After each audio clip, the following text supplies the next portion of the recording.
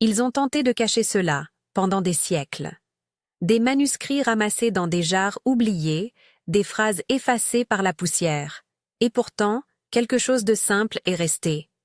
Une pratique que l'on peut tenir entre ses mains, dans une tasse. Si vous avez déjà senti que votre perception est embrouillée, que la voix intérieure est étouffée, écoutez ceci. Je vais vous montrer une boisson rituelle et un protocole corporel pour clarifier votre perception. Non comme une promesse médicale, mais comme un geste symbolique capable d'ouvrir un espace intérieur de lucidité.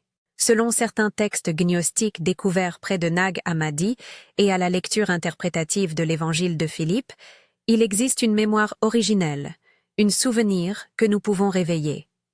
Cette lecture n'est qu'une interprétation parmi d'autres.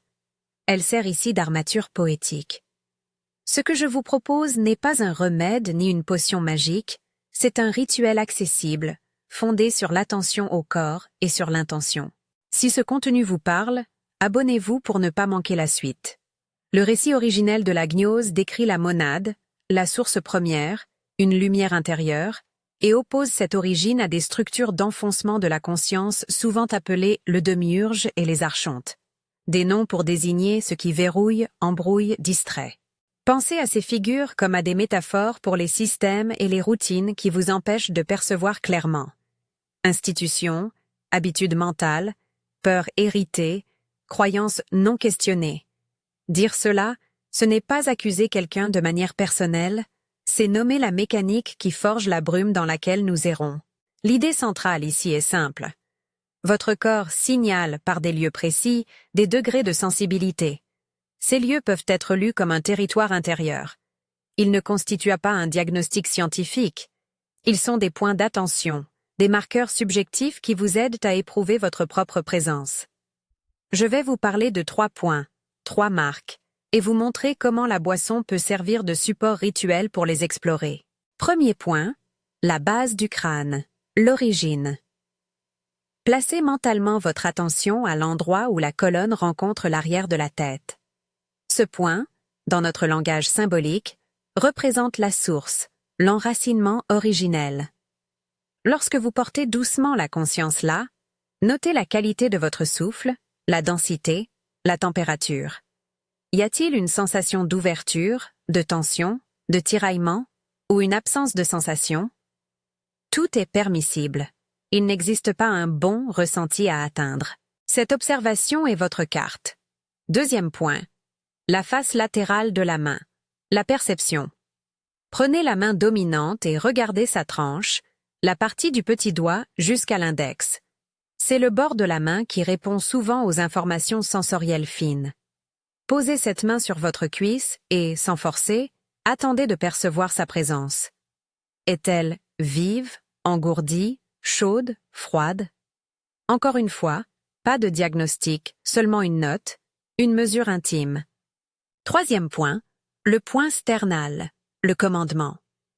Imaginez le centre de votre poitrine, juste au-dessus du sternum, là où se logent symboliquement la volonté et la parole. Posez la paume de votre main, très légèrement, comme si vous effleuriez une pierre chaude. Sentez l'écho respiratoire, la façon dont la cage thoracique répond à l'impulsion. Ne pressez pas. Si vous ressentez le moindre inconfort, retirez la main. Avant d'aller plus loin, une mise en garde nécessaire. Ces vérifications sont subjectives et symboliques. N'interprétez pas ces sensations comme signes médicaux. Si vous avez des symptômes physiques préoccupants, consultez un professionnel de santé. Faites preuve de douceur. La main est posée, jamais comprimée. Le mouvement est léger, jamais agressif. Pourquoi ces 3 points? Parce qu'ils forment un triangle de relation entre origine, perception et commande. Une petite géographie intérieure. Beaucoup de traditions ésotériques parlent d'un centre qui voit et d'une mémoire qui attend d'être réveillée. La boisson que je vous propose n'est pas un nettoyant physiologique attesté pour la glande pinéale.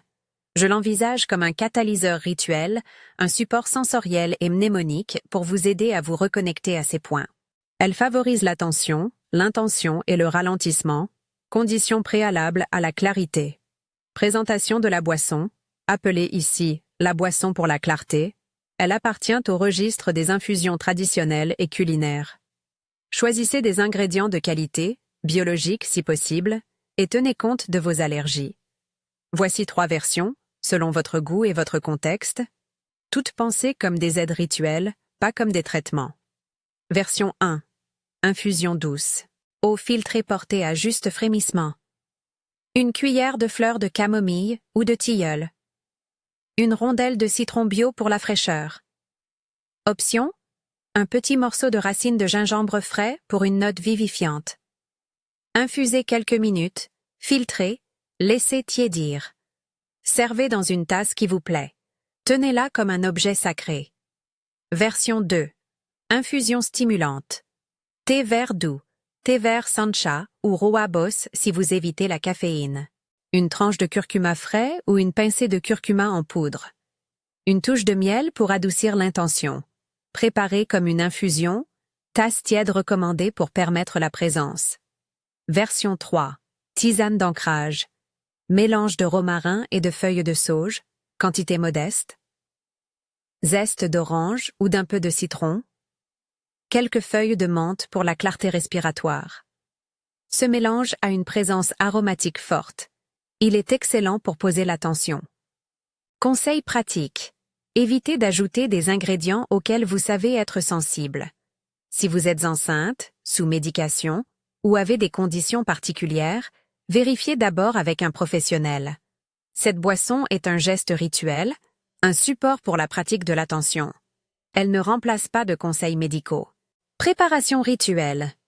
Choisissez un endroit calme, un siège stable. Nettoyez de manière simple le lieu. Une serviette propre, une eau chaude, peut-être une bougie si cela vous parle. Pendant que l'eau chauffe, prenez 1 minute pour poser l'intention. Pourquoi voulez-vous clarifier votre perception? Formulez-la intérieurement, en une phrase brève. Cette intention est la clé. La boisson devient alors un instrument de direction attentionnelle, non une finalité en soi.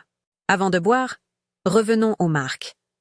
Posez vos mains successivement sur les 3 points, base du crâne, face latérale de la main, point sternal. À chaque contact, notez le ressenti. Peut-être rien ne bouge. Peut-être quelque chose se déplace. Ne jugez pas. Se relever sera votre point de référence. Maintenant, la pratique rituelle à proprement parler. Prenez votre tasse entre vos mains, sentez la chaleur, le poids, respirez profondément, mais naturellement, laissez le souffle venir. Si les pensées surviennent, reconnaissez-les simplement, comme des visiteurs, sans suivre leur scénario. Le mouvement des archontes, dont parlent les textes, n'est que la façon dont la pensée refuse de rester tranquille. Votre tâche n'est pas de lutter, mais d'observer. Buvez en petites gorgées, avec attention. Chaque gorgée est un acte. Inspirez, boire, portez l'attention au point sternal, remarquez ce qui change. Après quelques gorgées, reposez la tasse. Reprenez les vérifications sur les 3 points, dans le même ordre, base du crâne, main latérale, sternum. À chaque étape, posez la question intérieure. Est-ce plus clair, moins clair, différent? Notez sans analyser. Les sensations après l'ingestion peuvent varier. Certaines personnes rapportent une légère élévation de la vigilance, une sensation d'ouverture ou de mobilité dans la nuque. D'autres ne perçoivent rien. D'autres encore éprouvent des émotions, tristesse, nostalgie, joie. Tout est légitime. Restez dans l'observation. Si une émotion forte apparaît, laissez-la traverser. Ouvrez un espace d'accueil. Si vous vous sentez physiquement inconfortable, interrompez la pratique. La pratique mentale face aux résistances? Lorsque des pensées sabotantes surgissent, c'est stupide, ça ne marche pas, à quoi bon? Nommez-les. Donnez-leur un label simple. Pensées d'archonte. Ne vous moquez pas d'elles, regardez-les comme des nuages. Le geste pratique consiste à noter la pensée et revenir à la respiration et au point du corps. Exercice d'ancrage. Respirez. Sentez la base du crâne. Expirez en relâchant l'idée de combat. Vous n'avez pas besoin d'éliminer la pensée. Vous la laissez se déployer et vous reprenez votre place. Voici une technique douce pour intégrer ce que vous venez de vivre. Après la boisson, écrivez 3 mots qui décrivent votre état présent. Par exemple, lenteur, netteté, fatigue. Ces mots fonctionnent comme preuve physique de votre exploration. Vous pouvez relire, comparer. Avec le temps, ces notes deviennent un journal de perception. Nous arrivons maintenant au moment central, la déclaration qui lie intention, boisson et éveil. Cette phrase, courte, est conçue pour être répétée intérieurement ou à voix basse après la boisson et la vérification des 3 points. Elle est une encre verbale. Ce n'est pas une incantation magique, mais une formule d'orientation. Je reconnais la lumière. Je choisis ma vérité, maintenant.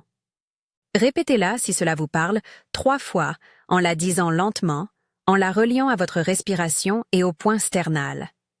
L'usage des mots est volontairement simple. Reconnaissance, choix, présent. Ces verbes vous rappellent que l'acte spirituel est souvent fait de petites affirmations réitérées. Après la déclaration, prenez un instant de silence. Écoutez les impressions, le souffle, les sons autour de vous, la sensation de la tasse devenue vide. Vous avez pratiqué une séquence, observation, rituel, déclaration, réobservation. Cette boucle est la clé. L'intention et l'attention s'alimentent mutuellement. Revenir aux 3 points dans l'heure qui suit peut vous montrer des variations. Davantage de chaleur, une réduction de la lourdeur, un déplacement d'attention. Notez ces changements sans exiger d'euphorie. Souvenez-vous, le rôle de la boisson est d'être un véhicule attentionnel. Elle n'est pas présentée ici comme un traitement de la glande pinéale, ni comme une méthode de désincarcération physique. Le langage de la déscalcification appartient à une métaphore moderne. Je vous invite à l'entendre comme une image. Dissoudre la croûte de l'habitude, pas un ouvrage dentaire sur une glande. Les textes anciens parlent d'anamnèse, de souvenir. Vous pourriez éprouver un frémissement de mémoire intérieure, un sentiment d'avoir déjà connu cette clarté. C'est personnel et variable. Si, après la pratique, surgissent peurs vives ou symptômes inhabituels, vertige marqué, malaise important, interrompez la pratique et consultez un professionnel. Soyez prudent avec les mélanges d'herbes si vous suivez un traitement ou si vous avez des conditions particulières. La prudence n'enlève rien à la portée spirituelle. Elle la protège. Permettez maintenant que je partage des variations rituelles pour approfondir.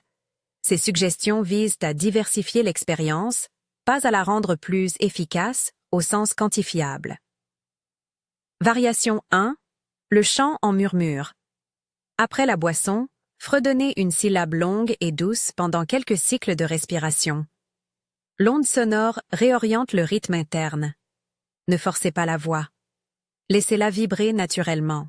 Variation 2. La marche consciente. Si rester assis est difficile, marchez lentement quelques pas, en sentant chaque mise en contact du pied au sol. Reprenez la vérification de la main latérale en marchant. La perception se fait alors en mouvement. Variation 3. L'écriture symbolique. Tracez un cercle ou un mot simple sur une feuille et observez l'effet que le geste graphique produit sur la qualité intérieure. Parfois, l'acte manuel ancre mieux que la pensée. N'oubliez jamais que l'expérience est votre critère. Les archontes dont nous parlons sont souvent représentés par la honte, la peur ou le ridicule. Si vous rencontrez ces voix, dites-leur « Je te vois », puis retournez à la tasse, au souffle, au point. Cette reconnaissance transforme l'agresseur en témoin. Avant de conclure, je veux vous rappeler une chose essentielle. La transformation lente est la plus durable. Ne cherchez pas une révélation spectaculaire au premier essai. Tenez la pratique avec persévérance douce, préparez la boisson, définissez l'intention, vérifiez les 3 points, répétez la déclaration. Au fil des semaines, vous constituerez une archive intérieure de petits décalages.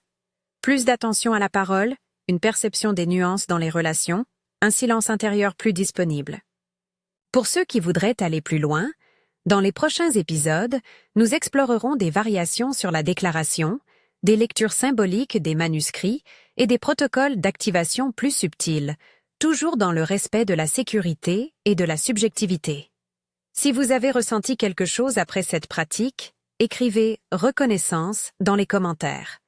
Cela m'aidera à savoir qui a expérimenté et comment adapter la suite. Abonnez-vous pour la suite et partagez avec une personne que vous sentez prête pour ce genre d'exploration. Enfin, un rappel de prudence. Si vous souffrez de conditions physiques ou mentales spécifiques, si vous êtes sous traitement, si vous êtes enceinte, demandez l'avis d'un professionnel avant d'introduire de nouvelles plantes dans votre alimentation.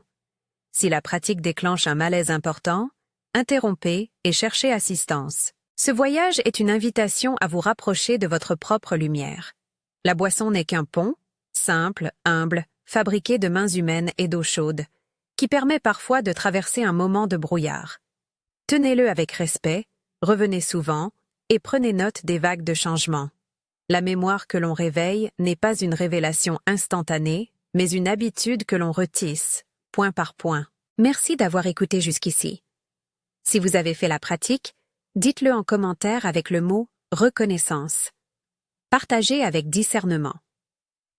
À bientôt pour le prochain rendez-vous où nous approfondirons la lecture des signes du corps et d'autres gestes de réveil intérieur.